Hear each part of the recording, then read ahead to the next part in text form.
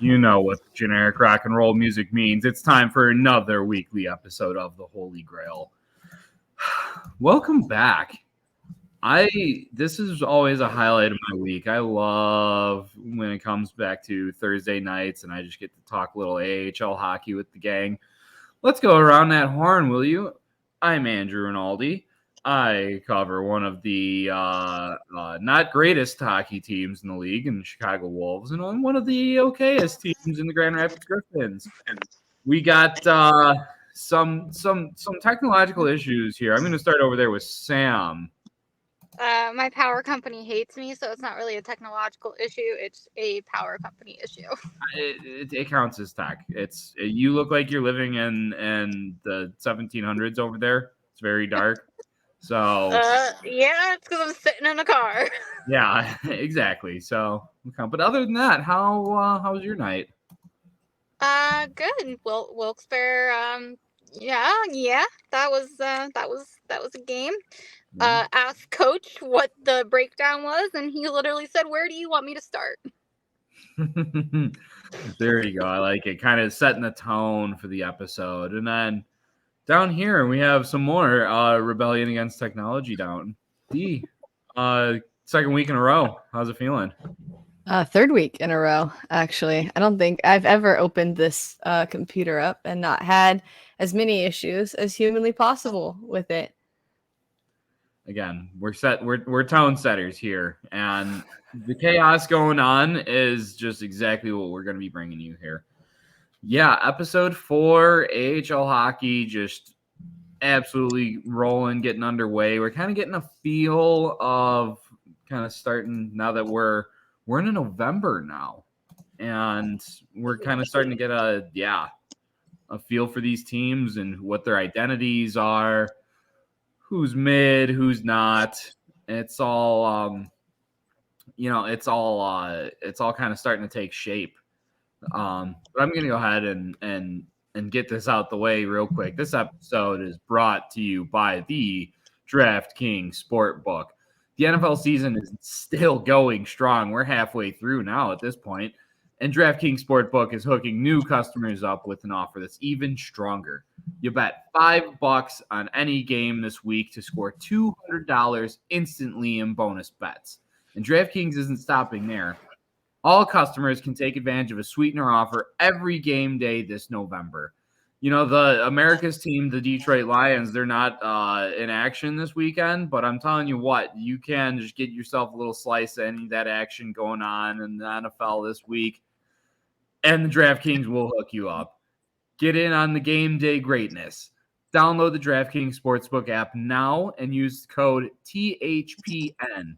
New customers can score $200 instantly in bonus bets when you bet $5 on the NFL. That's code THPN only on DraftKings Sportsbook, an official sports betting partner of the NFL. The crown is yours. Gambling problem? Call 1-800-GAMBLER. Visit www.1800gambler.net. In New York, call 877-8-HOPE-NY or text HOPE-NY 467-369. In Connecticut, help is available for problem gambling, 888-789-777, or visit ccpg.org. Please play responsibly on behalf of Boot Hill Casino and Resort. Licensee partner Golden Nugget Lake Charles. 21 plus, age verified by jurisdiction. Void in Ontario. Bonus bets expire 186 hours after assurance. See sportsbook.draftkings.com/football. Terms for eligibility and deposit restrictions, terms, and responsible gaming resources. All right. Now that we kind of got that little bit out of the way, we got some No. So if Michigan's team is not playing, then who is playing, Andrew? I don't have the schedule on me. I can tell you who's on my fantasy team who's playing, but You know we stress him out with this every week, and I love to tell you see what, it. Nick Bosa's not playing this week either because we got about 3 49ers on my fantasy team, and they're all on bye. So, sorry, you're going to have to find another reason to watch football this weekend. There's multiple. Who's playing? And I'll tell you what my reason is. The Eagles. Dolphins at Kansas City. That's a big game right there. Oh, yeah. You got anything? Travis Kelce. I was going to say. I've moved on from Travis Kelce. He's got horrible taste in women. Oh, So wow. You think that's going to last long? You clearly don't know Taylor Swift's shelf life for relationships. So it doesn't matter. It doesn't matter. He still has horrible taste. She predicted this in one of her songs back in I got him on my fantasy team. Okay, if he can just hang in there until at least the end of the season, then we'll be good. Because every time she shows up, he plays well. But then when she's not available for the games, he's just garbo. So if she can just show up to a couple more like the big games, namely like my fantasy playoffs, then I'll deal with the 50s. But you're telling me you only like her because he does well for her, so it does well for your fantasy league. Yes, that's exactly it. I don't like her at all. But this is not a Taylor Swift podcast. This is an American Hockey League podcast. This is an everything podcast, but mostly American Hockey League action. We there's the big one in the room that we got to talk about, obviously, that happened over the last weekend with the terrible tragedy over in England, and Adam Johnson unfortunately happened to passing away as a result of it. And first and foremost, our hearts here at Field Pass absolutely go out to his family, his teammates, everyone that's been affected by this absolutely terrible tragedy. And Sam, you had a wonderful article coming out earlier this week. I don't know if you kind of want to take the wheel. I know that you're covering Wilkes-Barre, and that was obviously one of his teams that he played on while he was over here in the American League. Yeah, so I got to know Adam when he was in Lehigh. That was his last stop in the AHL before he went overseas. And Adam, I'm taking this especially hard. Adam was a great guy, super nice. He had this everything everybody has ever said about him is true. He had this incredibly dry sense of humor, but once you got to know him and got past that, he was just that type of person. So, great player, but and I mentioned in the article, a decision to go overseas is never an easy one for a player, but he made that decision to go over there, and it did him well. He played 7 games up until last week, and he notched 7 points within those 7 games. So he was a phenomenal player, and he will be missed. Yeah, absolutely. And it's terrible that a tragedy like this has to happen at all. But then you're starting to see not so much in the National League just yet, but you see an immediate response here in the AHL of a number of teams that are mandating already the neck protection for their players. I know Providence has had a number of guys there. Rochester's trying to get more for, unfortunately it's a supply issue now because the demand's so high, just suddenly. But and I was watching Cleveland and Grand Rapids on Wednesday night, and I saw I saw a couple of monsters that were starting to wear it. And I think it's kind of good to see the game evolve in a way where, if this had happened in years past, you'd still have, a subset of players that are kind of, I'm too macho to wear one of those things, or, it doesn't feel good. It doesn't look good. I'm not going to wear it. I'm not going to wear it. And technology has evolved in a way where, it doesn't really restrain your neck movement. It's not like it's, cutting off your air supply or anything. And honestly, the style of some of them, they look pretty good. It's like you're wearing a little turtleneck, and I don't think anyone ever complained about Thomas Plekanec. I mean, I don't know, D's got a bit more of a heartbeat down there with the Habs faithful, but it's I think now Like he looked cool every single time he got on the ice. He looked so cool. Like the turtleneck is iconic and it looks so good. It comes in black or your team's colors. It blends in with the sweater really well and it looks good. Plus, it's not the first time professional hockey players have had to wear cut resistant neck protection. They wore it through Pee Wee, they wore it through high school, through juniors, through college sometimes. They've had to wear cut resistant neck protection. You know, a lot of them are adopting cut resistant like arm sleeves and like cut resistant like base layer on their legs. It's just one more layer of protection that you have to add. I mean, I know that me personally, I wear cut resistant clothing under my equipment. So it's not a big stretch to just add something on your neck. Yeah, and we did ask Wilkes-Barre head coach JD Forrest last night about the gear, because Wilkes-Barre has mandated, well, Pittsburgh has mandated it not only for the AHL but for the ECHL team as well. And it's just a matter of it getting there and getting it on the guys. Yeah, and it's from what I read, with the NHL Players Association, you're not going to see kind of quick movement at the national level. In this case, unfortunately, everything's just kind of got to go through a process. But I think you're going to see new players that are going to be coming in where it's like the helmet rule or the visor rule, where new players coming in, you have to wear it. Old players are kind of grandfathered in where it's like you can put one on if you want, but if you want to just go free neck, I guess that's straight, whatever floats your boat, and you're, all adults at that point, I guess.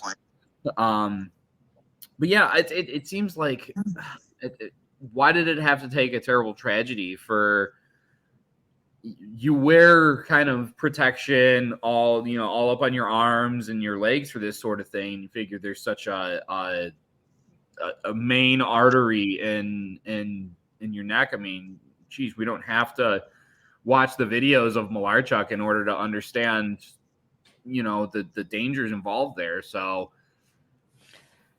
it's good to see that, it seems that the entire hockey community has taken this very seriously and is responding in such a way. And that's probably going to prevent something else from happening on down the road. I don't know why it needed to take a tragedy like this in order for some action of the wheels to move. I don't think it's just this one. I have a theory about it. It's because we've seen more of them in the past 5-6 years, right? You had Tucker Tynan in the OHL, got his leg sliced open in the crease. There was a high school player who died following a skate incident. You had the player at the United States Military Academy at West Point on the Army hockey team who got his face and neck cut open. And those are just the ones I could think of just right now. My theory is that this is just the straw that broke the camel's back, because there's been an increase in injuries with skates. Arturi Lehkonen had his skate kind of kicked up into a player's face in the bubble, or like right after it, so it ended, I think it was Johnny Boychuk. I think it ended his career because it hit his face. Lauko just, took a skate to the face. I think it's because we're seeing more of them. We're having this conversation more and more, that it's the straw that broke the camel's back. Yeah, I can actually agree with that. I can think of 2 recent examples on Lehigh Valley within the last couple of years. Last season, Garrett Wilson, his wrist, thankfully it wasn't like terrible, but his wrist got sliced open by a skate. And then Wade Allison, the season before that, his arm got sliced open by a skate. So Evander Kane too. Yeah. So we definitely are seeing more and more of these incidents happening, and I think the more protection is better, and it won't kill the player. Yes, that last line is especially true. It's not gonna kill I you. meant to say to kill the player to wear it. Yeah. My bad. I worded that really badly. It's too soon, Sam. Too soon. It's understandable. Yeah, do you think like it's the kind of, I guess, publicization. We're seeing this more frequently because everything is on camera now, and everything's getting posted and shared real quickly like that. Do you think that's why we're seeing more of these instances where it's like it happened as much in the 2000s, but we didn't have a million shares of it on Twitter, and we're just more aware now, maybe. And people sharing the video of what happened, I think that's wrong. But who am I? Don't even get me started on that. I know, and somebody said something to me on Facebook about it, and I was like, look, like, do I think he did it intentionally? Absolutely not. It's called a freak accident for a reason. I do think he was trying to slow him down, but he didn't do that intentionally. It's a freak accident. Yeah. Back to your question, though, Andrew. Yes, probably. I mean, I feel like we've heard about, blade incidents, the entire time that we've all been watching hockey, which is like a cumulative 90 plus years, right? So I feel like we've definitely seen it. It's just more readily available nowadays. I think we care more about international hockey as well. So all the smaller leagues in countries outside of this continent that aren't the KHL or like the Swedish league or Liga, I feel like we care about them a lot more now because we have prospects that we're watching playing in those leagues or coming from those leagues, or we're more prone to follow players that we care about by caring about those leagues. And also juniors. We have a lot more investment in juniors since the the mindset of the average hockey fan has switched just from what are we seeing on the ice from our team right now, more to, well, what's the future of the team going to look like? I think as a whole, the hockey community cares about prospects and ex-players and everything more. So I think it's just because we have access to other continents and other leagues more so than we used to. So, and it's, again, I enjoyed seeing the game evolve as a result of it. With interests in other leagues and being able to see clips from Russia, where I otherwise, unless I'm illegally streaming it, which I don't advocate for anyone, unless he definitely doesn't do. He's never illegally watched a sports match ever. Definitely not on a Russian website through a VPN, but never. He doesn't even know what those words mean. Andrew is a golden boy. I am. I really Actually, am. He's a ginger boy, but that was uncalled for. Everyone on Spotify now knows that, like, oh great, this guy's got no soul, and like, you didn't have to put me on blast. I'm a ginger too. I was gonna say Sam's got red hair. Like, what are we doing here? That's a good point. Well, she doesn't need. I'm the blonde one. Dirty label on her. I'll take it. I'll take the blame on it. But anyway, I've enjoyed seeing the game evolve and interest in the game evolve, and it sucks that a tragedy of this magnitude that's been so widespread is kind of been the catalyst to evoke change in the game. But if you look at historical precedent, I don't think the NHL mandated helmets until Bill Masterton passed away on the ice because of a fall and hitting his head. So I guess this is just kind of just the way that things happen, even whether we have mass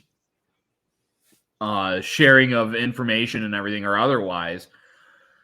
I just now at this time, it's important to, Sam alluded to it earlier, to not share that video. Luckily, I think time's kind of passed. It's been almost a week at this point where everyone's kind of over some of the earlier postings, the shock postings and all that. And I won't even get into the engagement farming because I'll be talking about it for 2 hours. But to just I don't have an hour remember, left on my phone.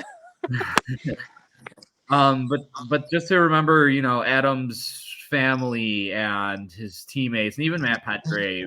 I can't imagine the mental anguish and the guilt to kind of go on after an incident like that.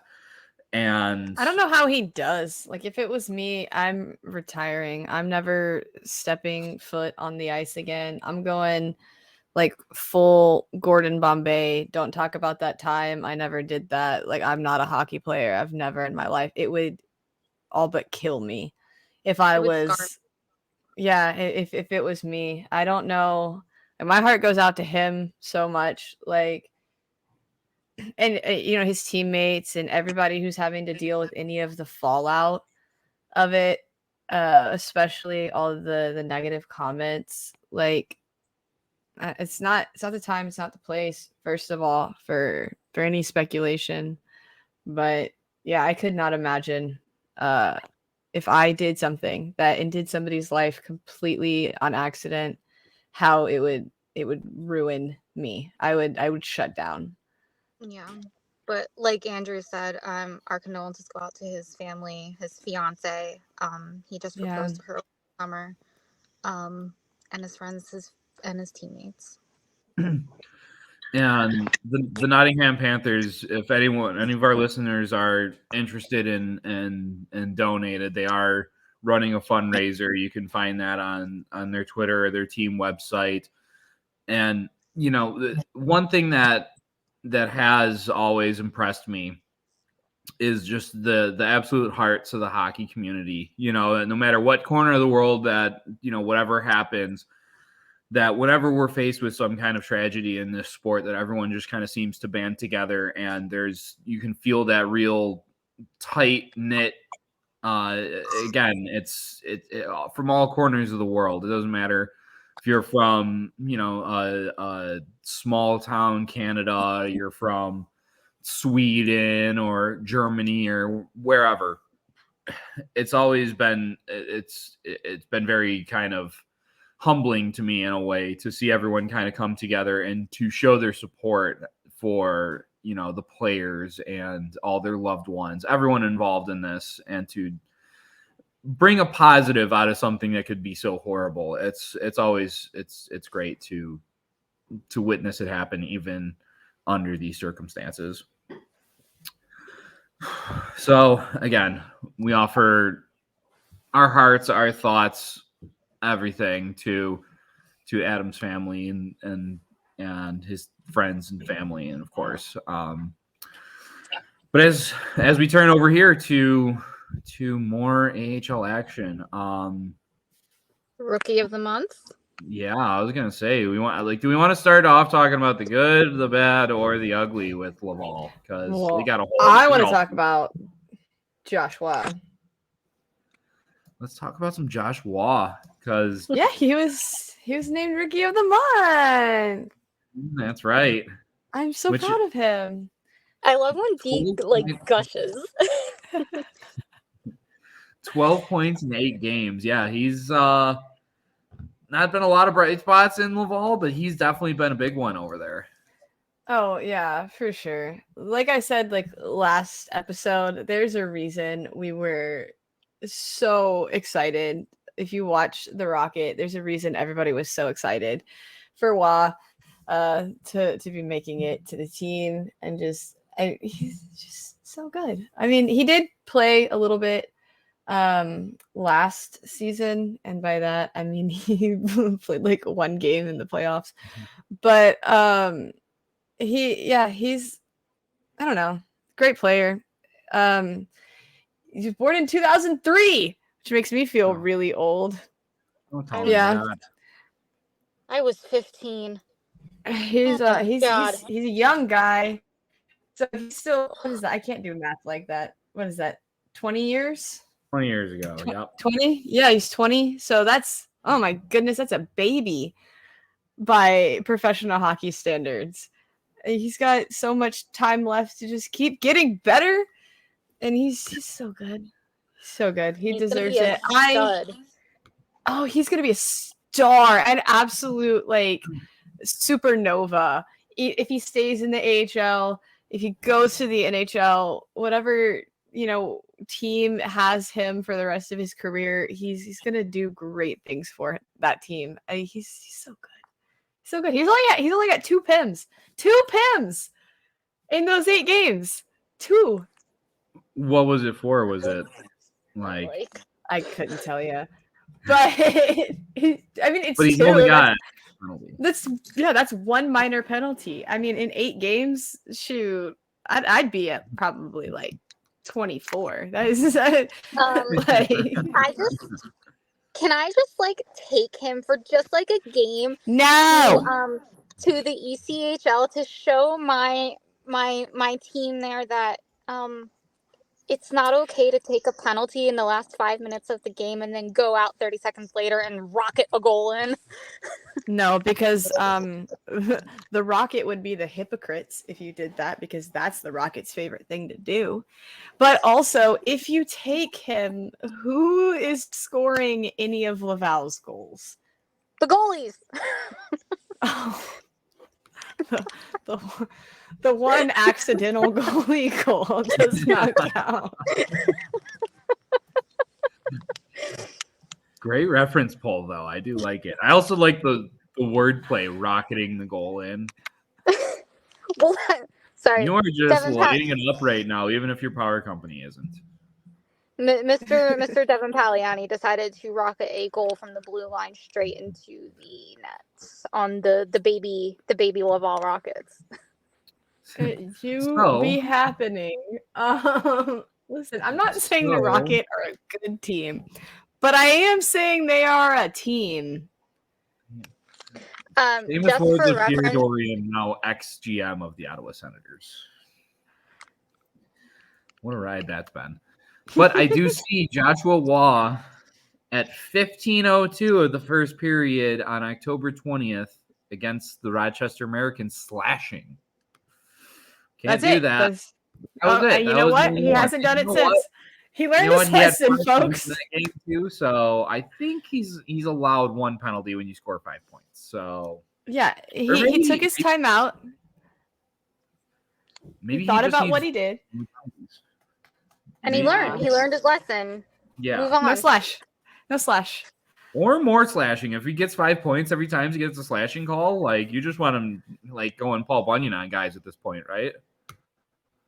All right, listen, Joshua, if you're listening, you have a 4-game trial period wherein on your first shift you slash anybody. I don't care who it is. Sit in the box for 2 minutes, then never do it again that game and see how many points you score. I'll allow it. It's worth a try, right? I mean, we're always talking about don't break. Statistically, he scores more when he slashes somebody.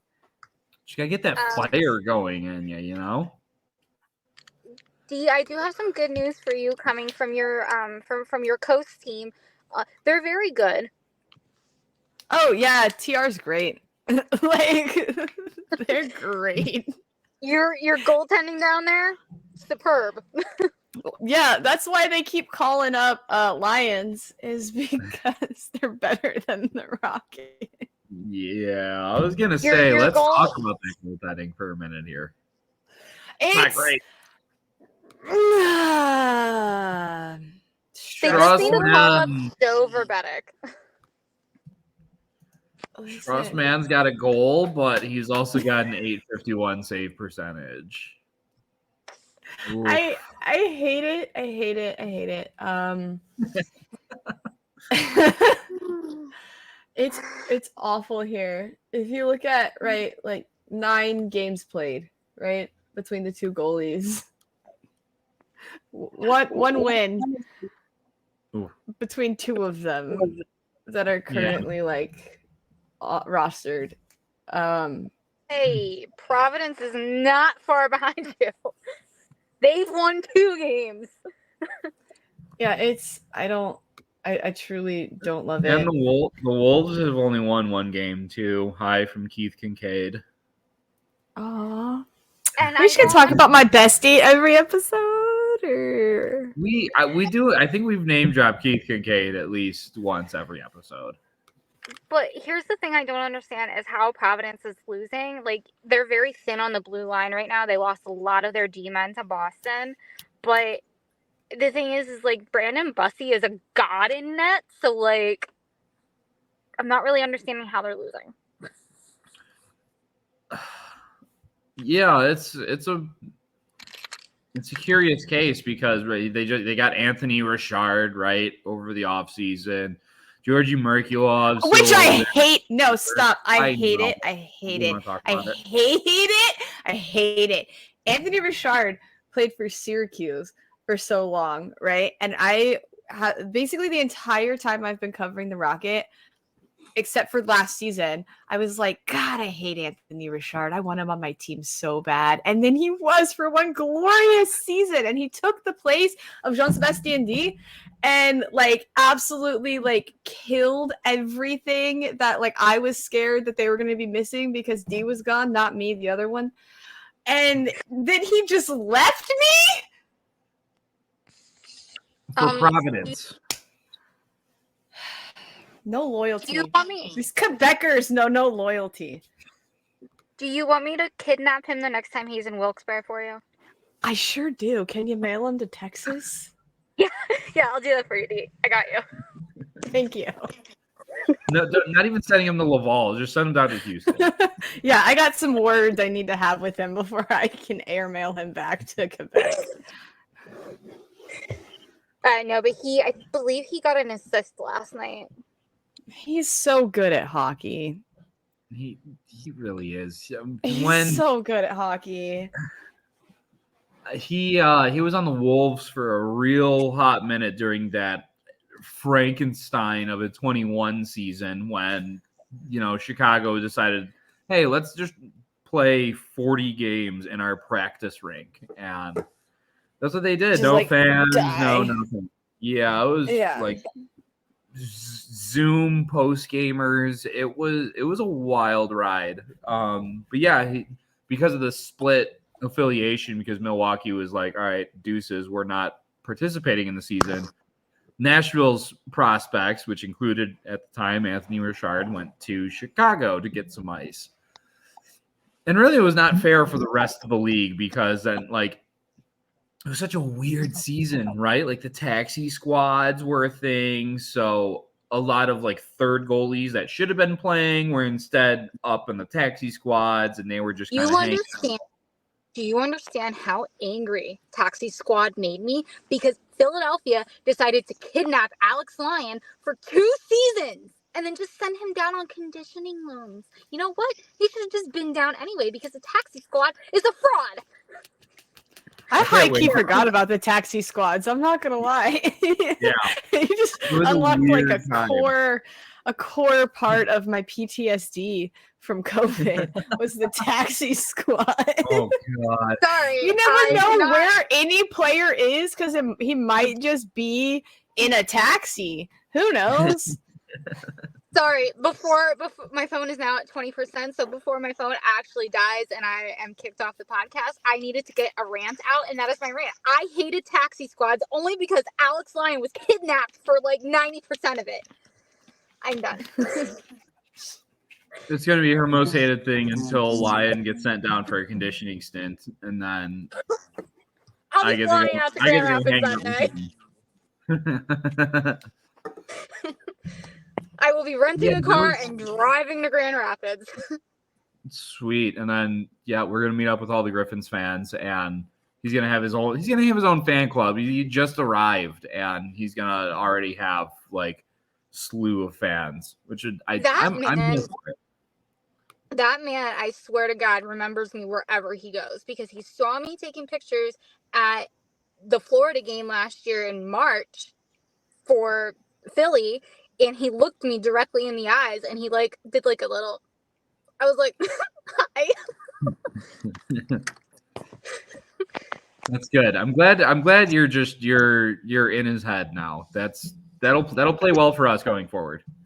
He doesn't have a choice when he signed my jersey and saw my sign that I drove 4 hours to see you. That's fantastic. That's commitment right there. Mhm. I could Exactly. never. I refuse to go to Dallas to watch the Habs or the Avalanche play because I don't feel like driving there. So How far is that's Dallas commitment. from Not too far. Maybe like 3 hours with traffic usually. I-45 literally only exists to connect Houston to Dallas-Fort Worth. It's like one of the only interstate highways in the country that exists solely within one state, and its only purpose is to connect 2 cities in that state. So it's not that far, but it's still hours that I don't want to drive for a hockey game. My theory was that the Calder Cup was only 4 hours away from me. He was 4 hours away from me. I hadn't seen him play in a year, and then I get there and he's the backup to Piotr, Mr. 4 wins in a row in Syracuse. Yeah, can we talk about that for a minute? Yes. Get Sam off ranting. Yeah. Well, first of all, I want to touch in against that whole weird Carolina situation. Did you see where Vasily Ponomarev is healthy and he's been assigned from Carolina to now? Explain to me if this is just the absolute most FU move that the Hurricanes could possibly do.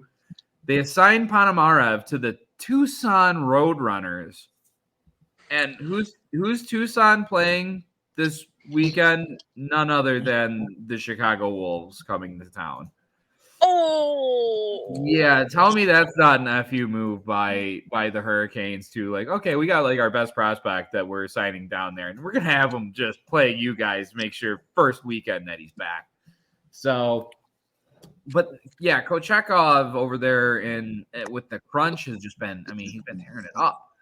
4 straight wins. He's, you throw away all those concerns about like, oh, he's, Tampa Bay's affiliate. They're not going to be playing him. Well, he's just 3-0, shutout, .932 save percentage.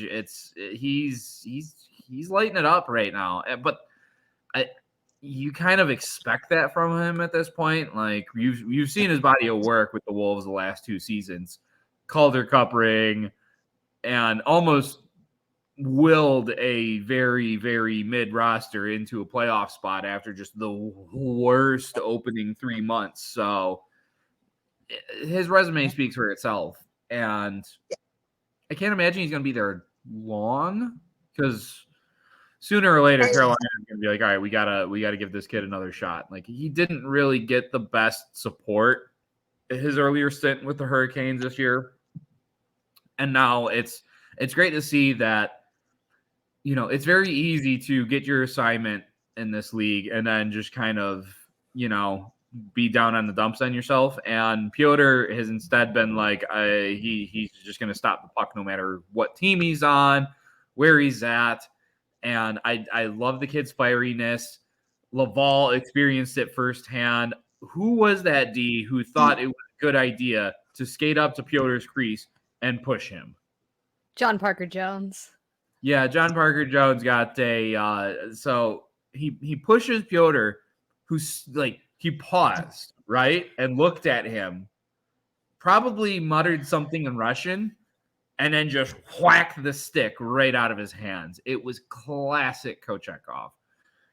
And listen, that's classic Laval Rocket too. All right, the Rocket are gonna rock it. We're gonna just let them do their thing. They'll figure it out eventually. But that's the Rocket. They're pests. Every single one of them. She means in the manner that they didn't score any goals that night. Yeah. Oh, I'm not saying they'll figure it out in that game, but like give them a couple of months and they might figure it out. Next year they'll have figured it out. Are we already onto like the we'll get them next year portion? It's only November, D. It's just started this November. Oh, no. Like they have ample opportunity to turn this around if they start playing better hockey. But development takes time. Listen, I've often said that there's a difference between Lockheed du Rocket and Laval Rocket Hockey, and they're currently playing Laval Rocket Hockey. I do have to say that when Syracuse comes to town in either Wilkes-Barre or Lehigh, I am very scared for Cal Peterson, Parker Gahagan, maybe Felix Sandstrom. I don't know what's going on with him. I'm also very scared for Joel Blomqvist, Garrett Sparks, and whoever else they have in net in Wilkes-Barre because we like to call goalies up. While we're on the goalie topic, Wednesday night, Grand Rapids had a hard-fought game, I would say, against the Cleveland Monsters, tied the game with less than a second on the clock, and lost in a shootout. Shootouts kind of are coin flips, so, I can't really...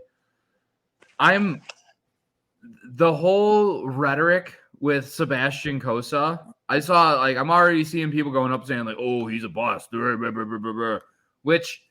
Because why? Because the guy played in the Coast last year. I mean, he's 21 years old. He's got a .923 save percentage in 4 games. Yeah, the Cards didn't fall his way in that game. It's not people need to tone it down with some of their expectations for 20 and 21-year-olds. These guys, I get you spent a high draft pick on them, but especially for goalies, you got to be patient. And these knee-jerk reactions that come out, I get it.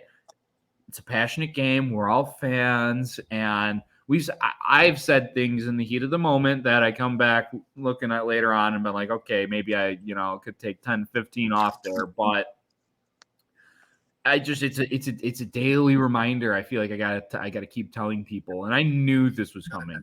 I knew from last year that the wild hot takes of he's a bust, he doesn't have what it takes, this and that and the other thing. He was born in 2002. He's literally not turning 21 until November 21st. So pump the brakes, man. I'm gonna say it nice now, but when this eventually turns back around in January and he has a bad game, I'm not going to be so nice. So that's supporting Red Wings fans. Here's my question, right? Why does every player that your team drafts have to become an NHL superstar for them to be a bust? Why is it that you can't just have a player that you drafted? I don't care where you drafted it. The draft is a crapshoot.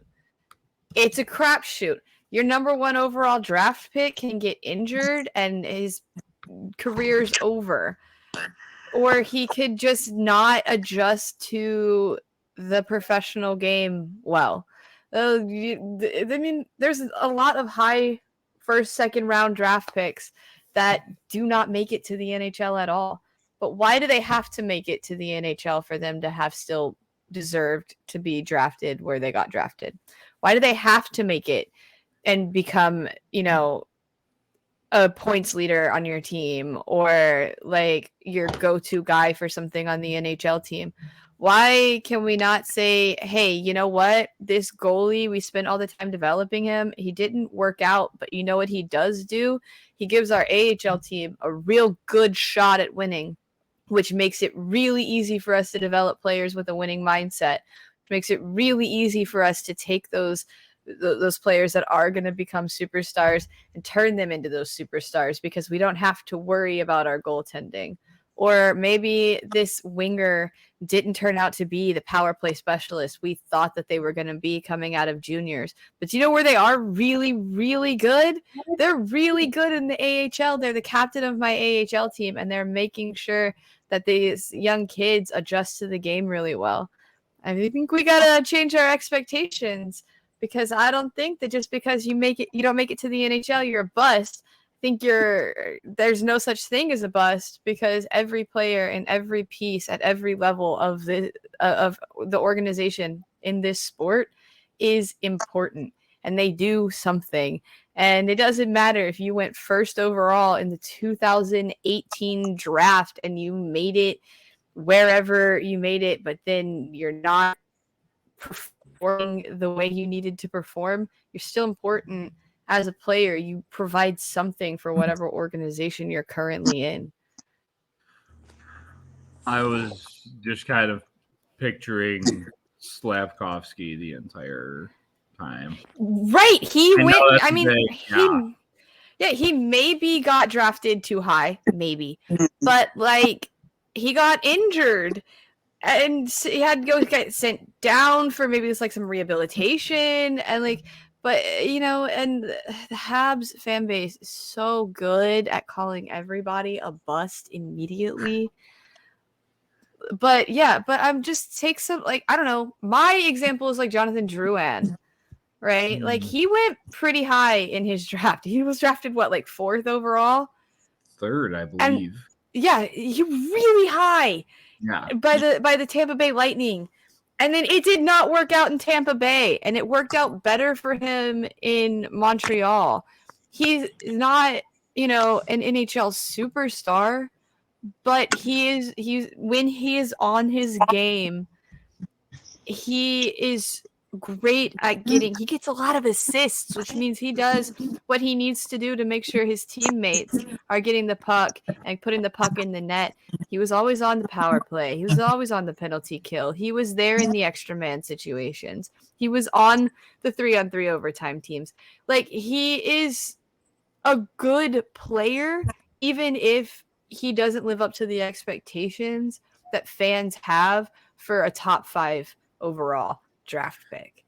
Do you think that if he were to be assigned to Laval, that it would be like, do you think it would make the fan base even more prone to yelling out like, oh my God, he's a bust? Or do you think that might be like, okay, well, let's at least give this kid time to grow up and into his game?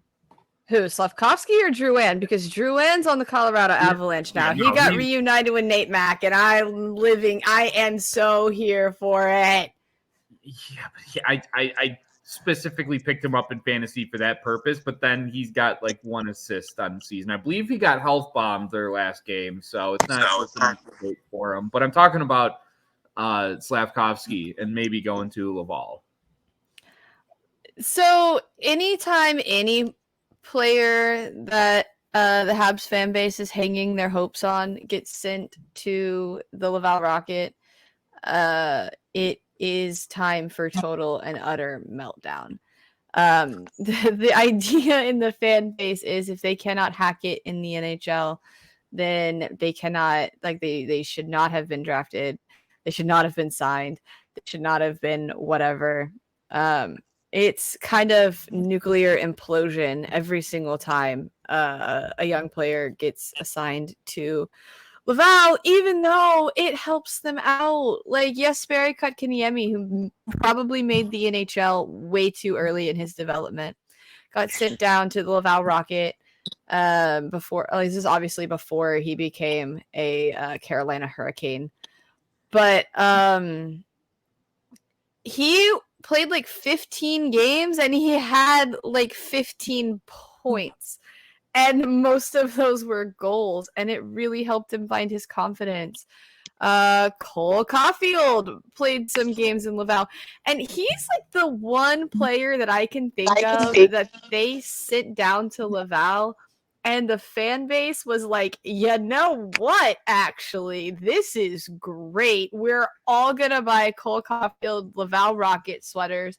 are going to be big fans of him. He was there for like 5 games and then was in the NHL. So, yeah, I don't know.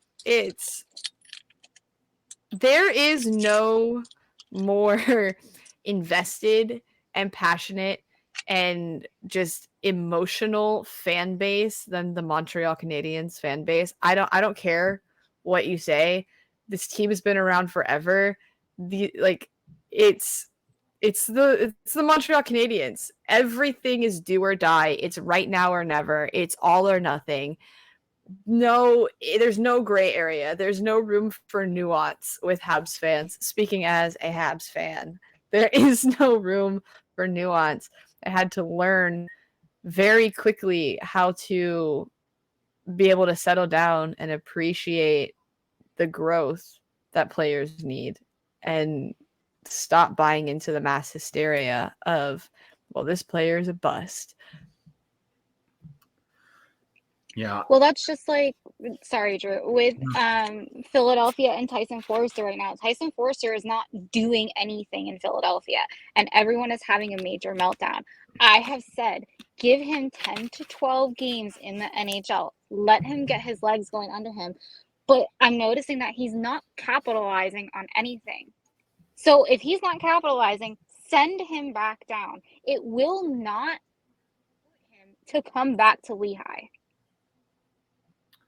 Yeah, I know we've talked about it before, but it's not the death sentence for a player to assign them to the American League. I know I myself personally am quite excited to see Jonathan Berggren back in Grand Rapids, and I think that it would be great for his game to kind of work on the little kinks and stuff that he needs to work on away from the puck. I'm not ready to come out here and say, oh, man, he was on the Wings last year, but he's on the Griffins this year. Like, this kid's – he's not going anywhere. Like, no, actually, I think that's really good for him. One, it shows that the Red Wings are better because they've pushed him down the depth chart. And two, again, you have the room to work on your game here in Grand Rapids where you're not going to have that at the National League. So, again, the bus talk just needs to – I know – we all have the highest expectations for our teams, and we all want to see them grow up and do great and amazing things. But you know what? Life is full of adversity, and you got to overcome hurdles, and it's not a bad thing to have to take a step back at times. I feel like everything's just so emotionally charged. I don't hear anything like from Buffalo coming out and saying Yuri Kulik's a bust. He's got 7 goals in 8 games down there in Rochester, but they're not going to rush him and throw him up in Buffalo and saying, here you go, kid, here's the keys to the power play. But they might. Yo, hey, speaking of Buffalo, though, I got a brand new example of take your time with the goalies because, oh my God, did you see Ukko-Pekka Luukkonen just absolutely murder the Colorado Avalanche? Bodied the Colorado Avalanche. And UPL is one of the players where we've been like, if you've been watching the AHL for any period of time, you're like, all right, well, he's getting so close. He's getting so close. When's he going to get his shot? Like, when is he going to get his actual shot? And oh my God, he bodied the Colorado Avalanche the other day. Yeah, UP, not your UPD, but Buffalo's UP has been a big topic of conversation on this pod for like years now. Yeah, oh my God, I love him. He's a great player. And to see him do that, and sorry, Sam, but he also bodied Philly as well the other night. Absolutely, that's okay. It's murder. It's like, oh my God, he's killing it out there. He's absolutely shutting. I mean, when you are shutting down like Mikko Rantanen and Nathan McKinnon and Val Nichushkin, and Cale Makar and Bo Byram, like you are absolutely on your game. Or even Cam Atkinson and Sean Couturier. Like, yeah, they're literally Philly's best players right now, and he bodied them. But how long did it take UPL to get there? How long? Mm-hmm. Forever. How long? How much time was he with Rochester? Mm-hmm. Yeah. I know we love talking about goalies for good reason here, and I am one. Let's start with that. Exactly, and it's that you need patience with these guys. I know there was a lot of frustration for Yupi. It's easier for me to say Yupi instead of Ukko Pekka-Luukkonen. I've had more practice in saying it lately, but like when I first saw him in Rochester, I was like, no. I've actually never heard a Finnish name before. Ukko Pekka-Luukkonen. I love it. I love him. Great name. The rhythm of it, like it's fun. Yeah, all it's great. Time name. I love Finnish names. And there's just the duality of the goalie in Buffalo, because all of the hype in the world was on Devin Levi heading into this season.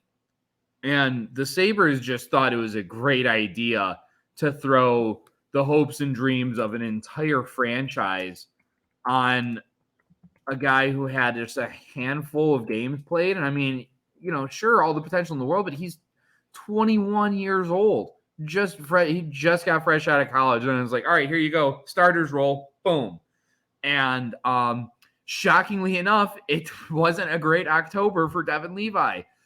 And then again, Buffalo kind of like, okay, here you go, UPL. Here's your chance. Here's your time to shine. And here's a guy who had all that time in Rochester to grow. He waited for his opportunity, and I know there's one specific fan out there who runs the Ukko Pekka-Luukkonen is a friend club, and he's like, basically, if you're not going to play this guy, at least like set him free to somewhere where he can be appreciated. And he went out, and I mean, I know it's puck, but he's balling right now in that crease in Buffalo, and I love to see it. So good. Exactly. Seeing the growth from Rochester, seeing that patience really kind of starting to pay off for that young kid, and seeing kind of just what he had to go through in order to kind of reach. Well, he had to earn the crease in Rochester. Mm-hmm. He had to battle to stay in that crease in Rochester through their ups and downs and through his development as a baby goalie.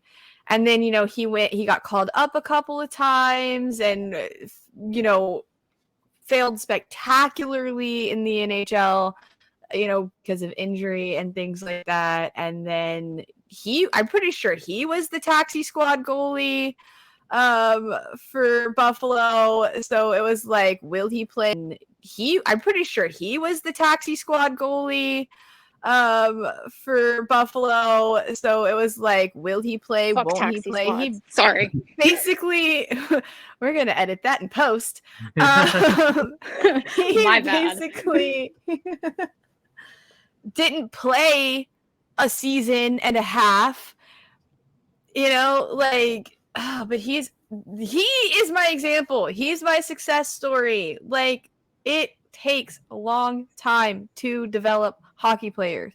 It's why you have players in the NHL who are still developing. That's why the NHL teams, not just the AHL teams, have training and development coaches. If they're good enough to do their development in the NHL, cool, great, so be it. Connor McDavid was. Leon Draisaitl was. Not everybody is them. You know what I mean? Sidney Crosby was. Alex Ovechkin was. But not everybody's a superstar. Not everybody's a generational talent. Sometimes you have to take the time, and sometimes it pays off, especially if the funniest video that exists of you on the internet involves an escalator. Ukko Pekka-Luukkonen, I love you. And he is indeed shaped like a friend. So seeing him have this success really makes me happy. But yeah, it's amazing what happens when you have a little bit, especially with goalies. you got to be patient with goalies. UPL is, 24? Which he's not old by any means. But, again, you don't give a 21-year-old the keys to your franchise and then you come up with a surprise Pikachu face when he struggles when you play him for 8 straight games or whatever it was, Buffalo. Like, dial it back a little bit. Yeah. Anyway, it's great seeing him. On the topic of Rochester, you look at the top of those division standings, those Amherst. I mean, again, they have Yuri Kulik there who just won't stop scoring goals. This is a solid squad, and they're at the top, 5-2-1. I know it's early. I know anything can happen, but it's all obviously it's better to start off strong than starting off not so strong, like the Chicago Wolves. 1-3-1-1, one win in October. One. It's not a typo. One win. Yeah, I can relate. That's relatable content. I'm in this picture and I don't like it, says the Laval Rocket. Who gets their second win first? Chicago or Not Laval. Providence got their second win last night against Wilkes-Barre because they're in the 2-win club, so they. Hey, how them goals doing? I don't. They're back at the bottom of the standings, but to be fair, it's because they don't lose games. They lose games in regulation. That's their only issue. They just need to find out how to carry it in overtime. They lose games in regulation. I think we might have. I think after we crowned the San Diego Revenge Tour, they've lost 4 straight games in regulation. So, okay, you want to talk about more like patience paying off with goalies? Lucas Dostal. Oh yeah. Who was the one bright spot on San Diego last year. San Diego was putrid, to say the least. And Lucas Dostal still managed to have like a .916 save percentage on that team. It was one of the most impressive feats of the 21st century in any level of hockey. So now he's over there in Anaheim. John Gibson goes down. Oh, Lucas Dostal just goes out and wins 4 straight games for my fantasy team. I'm not saying that, me scouting him for the goals was like, yeah, I need to keep my eye on him and then add him when no one else in my league even knows who he is. But I'm going to take that win anyway. I just want to. Which league is that? It's the Rinaldi League. It's all of my cousins and uncles and my brother. We got some friends in there, and it's a show. It's a poop show, but I love it. I do have to say, Lucas Dostal is an absolute beauty. Yes. I got the chance to interview him in Laval over the All-Star Game festivities last season, and I mean, super well spoken. He marveled at, Laval was it felt like an NHL rink playing in there, and I'm just an absolute monster in the nets too. He helped carry that. Him and Dustin Wolf were just the 1-2 tandem to really help carry that Pacific team to a victory that weekend. Which, I mean, talk about a couple of blue chip goaltending prospects that doesn't get more blue chip than Dostal and Dustin Wolf. Eventually, Dustin will get his chance. I kind of don't want to see him go to the Flames just yet because they're an absolute dumpster fire, and I don't want the poor kid's confidence to get shattered. But I'm already looking at his stats, and oh look, the Calgary Wranglers at the top of the division again. Gee whiz, what a surprise! And Dustin Wolf hasn't lost a game. So what more? Shocker. What more is this kid? Does he have to win 3 Goaltender of the Year awards in this league? Is that really what we're about to see? Is he ever going to get his chance with the Flames? I mean, eventually. That or he'll get traded first. I almost want that for him. I don't want that for the city of Calgary because I think having to watch the Flames is punishment enough. But then, you don't want it. What are they doing with Dustin Wolf? I couldn't. Are you really that tied to Dan Vladar that you can't give Dustin Wolf his shot? I don't see it. I just don't see it. Well, it doesn't have to make sense to you for it to make sense to them. That's fair, yes, and that's one of the things that I try to learn as I'm tied to this league and this sport is that I'm clearly not like I don't understand a lot of the ins and outs. Otherwise, I would be running an NHL team and not on a podcast. But you start to look at trends and stuff like that. Again, what I don't know what else he has to prove. Do they like we need you to see a Calder Cup ring before we can give you a shot and a real shot with the Flames? I know patience. Didn't he have a call up at the end of last season? He had a game, yeah. He was there for a minute, but it might have been a couple games, but it wasn't too in depth, I would say. It was just kind of like a let's see what you got because we play in the same building anyway. And I know I was just talking about patience with especially when it comes to goalies, but I'm starting to lose patience for Dustin Wolf. If I was him, it'd be different. I would have already lost my mind if I was him. Well, luckily he's a good boy, and he's taking his time. He's being patient. So is the Calgary organization. Apparently, they're patient for wins up there too, because that team's dead last in the Pacific. They can't be too high. No, that's right, because San Jose is in that division. Right. Forgot about that. I forgot about San Jose. Yeah, I think a lot of people forgot about San Jose.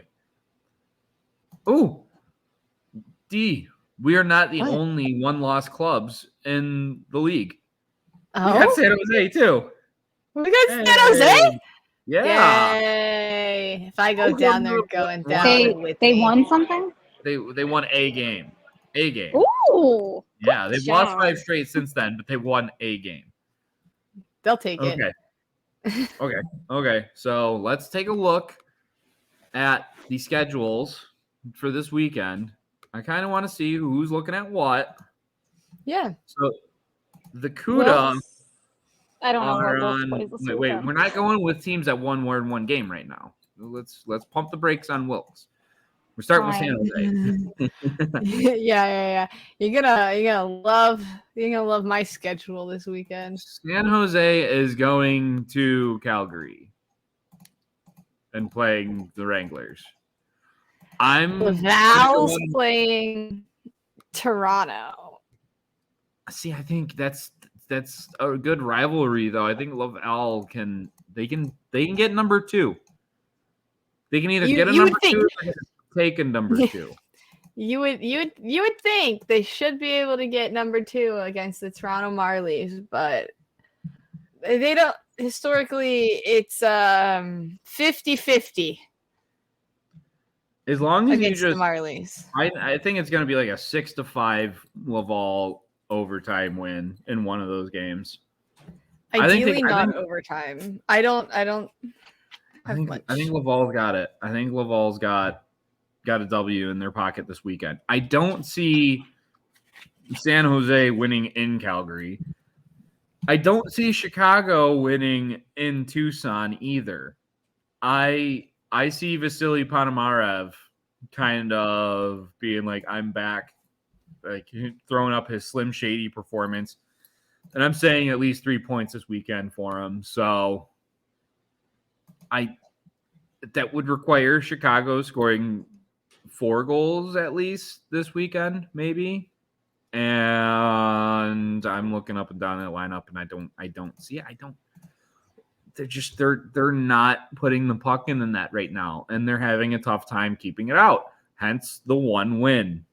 So you're going to tell me that they're going to go on the road in a time zone over and come out with a victory against a guy who was your best player for stretches of last year, I don't see it. I think Carolina decided to throw him a big FU when putting Ponomarev with the Roadrunners, and I think they're going to run. It's going to – I know he was a Coyote, but, like, it's going to look a lot like Wiley E. Wolf and the Roadrunner.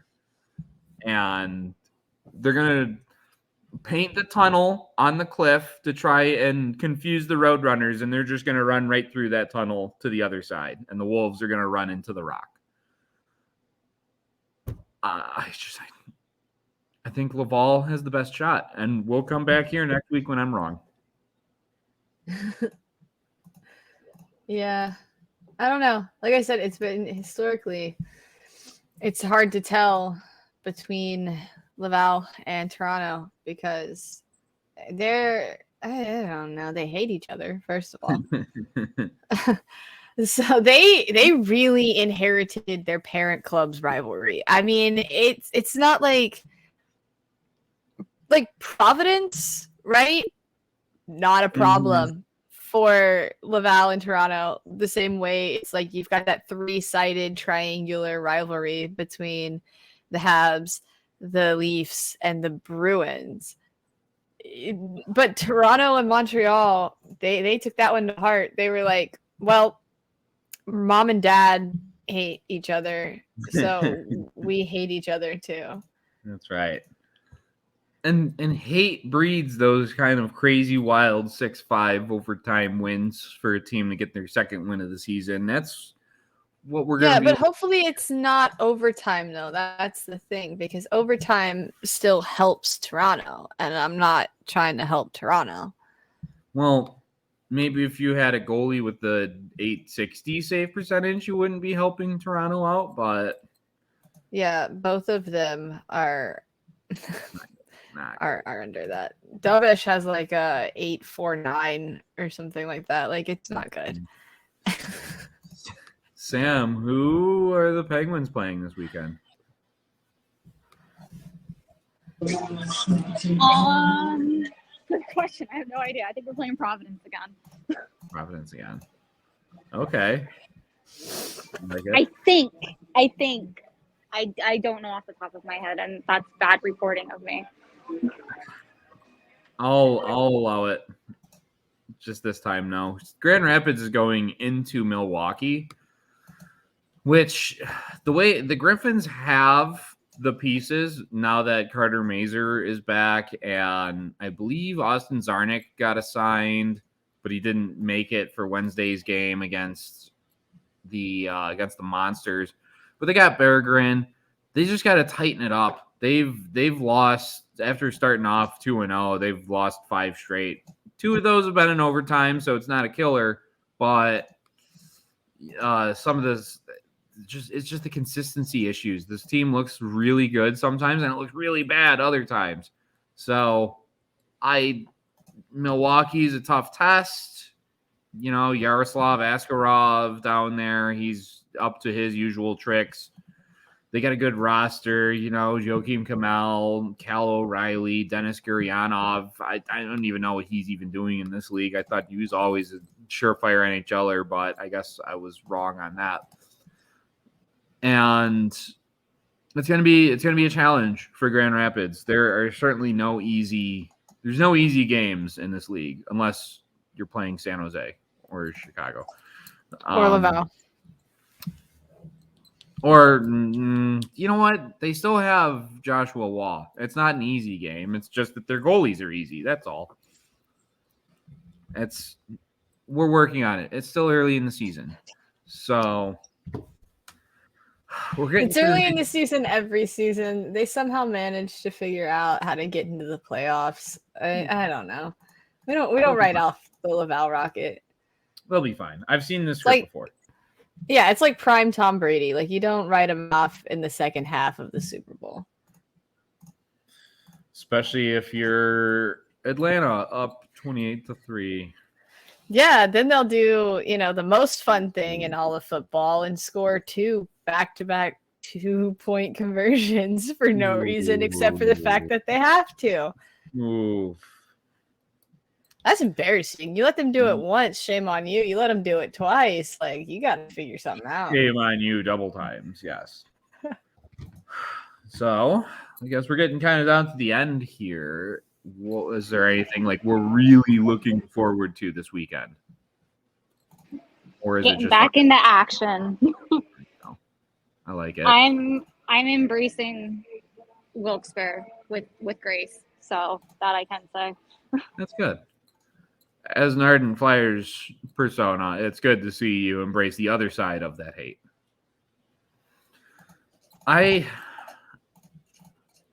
think I need to see consistency from Grand Rapids. I just talked about it, but that's the big one there. And then elsewhere around the league, I'm excited to see Ponomarev for the Roadrunners. Hershey's back up to their usual tricks, and Hershey's gonna Hershey. Hartford's still up there. It's early. There's a lot of action going on. I'm all about it. I think that's it. Unless I don't know if we got anything more. Is that it? Is that it? Are we it? Is that it? Basically all I got. Yeah. All right. Well, in that case, I'd like to once again thanks to our audience for joining us for another lovely week of AHL discourse, and we'll be right back at you this same time next week. We're gonna be going over another. I kind of wanted to set it up like one of those endings to a Dragon Ball Z episode. Is like, will the Laval Rockets find their second win? Will the Chicago Wolves finally stop resembling a coast team? Find out next week on the Holy GrAHL. On behalf of Sam and her power company that she deserves a refund for this month. Yeah, gonna have to call PPL tomorrow.